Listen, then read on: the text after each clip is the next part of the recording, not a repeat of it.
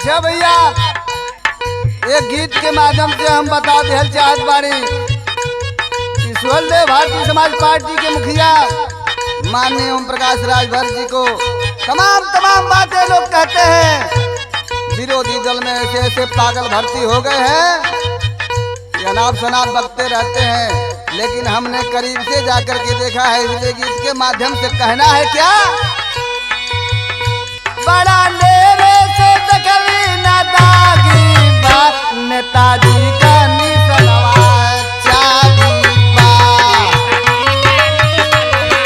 चाबी बा।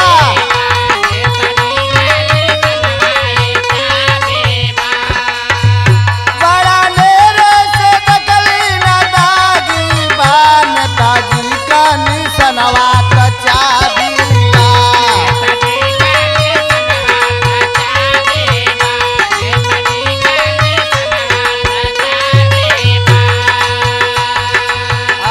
अरे ओपी जीता बाड़े चाबी का मालिकार हो।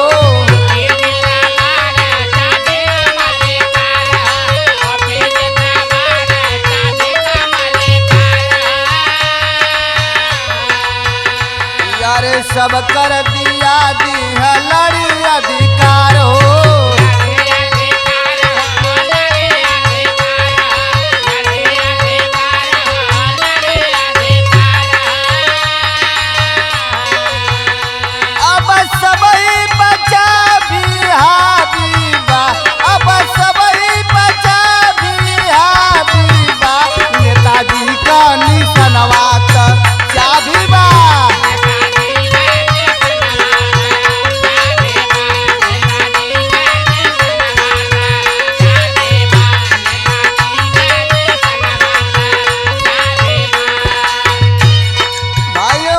हमारा अपील है कि इसी चाबी निशान पर आप लोगों की बटन दबेगी और दृढ़ संकल्प करिए आप लोग कि आप लोगों को बटन वाला जो भी नेता आएगा, चुनाव लड़ेगा, उसको भारी मतों से जिताना है।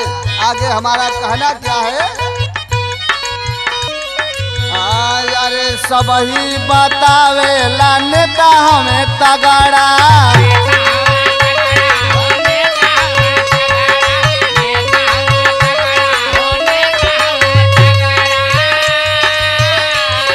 हकाय अधिकार बदे करेला झगड़ा।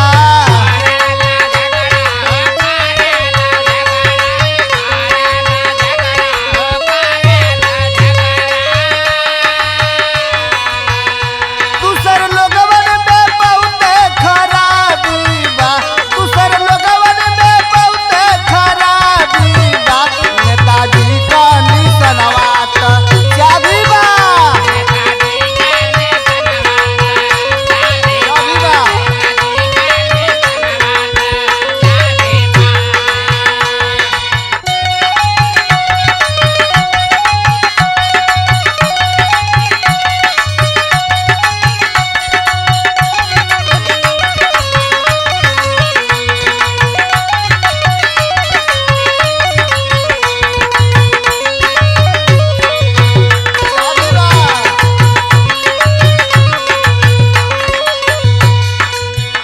भाइयों बहनों से हमारी यही बार बार अपील करता हूँ, ये चाबी बटन दबा करके जो भी चुनाव में ये चाबी निशान देखेंगे और इसी चाबी को शेयर लाइक करते हुए आगे बढ़ना है। कहना है क्या, सब लोग चाबी का बटन दबाइया। पहचान कला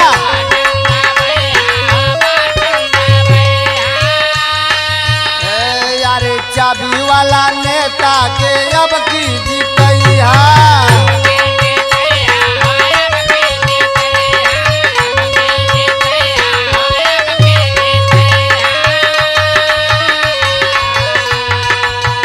नैया दूधला तो भसपा से लागी